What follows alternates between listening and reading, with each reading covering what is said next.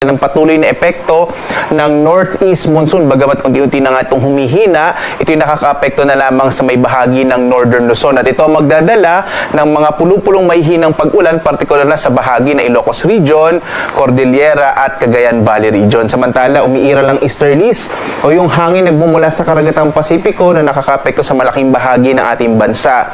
Ang easterlies ang magdadala ng mga pag-ulan or mas malaking tsansa ng mga pag-ulan sa Eastern Visayas, Caraga at Davao Region. Makikita ninyo may mga kaulapan lalo na dito sa may bahagi ng Mindanao.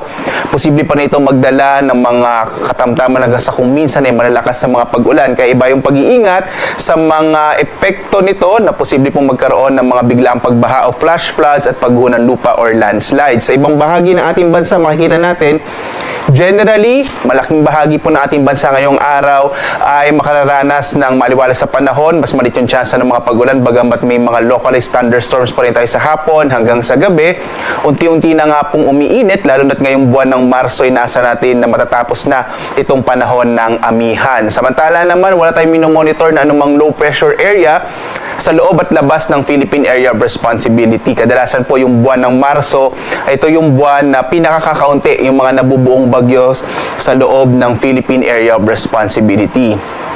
Inaasahan din natin na magpapatuloy ang epekto ng easterlies at bukas posibleng magdala nito ng mga pag-ulan sa bahagi ng Bicol Region. Kaya mag-ingat din po yung mga kababayan natin sa may area ng Bicol Region.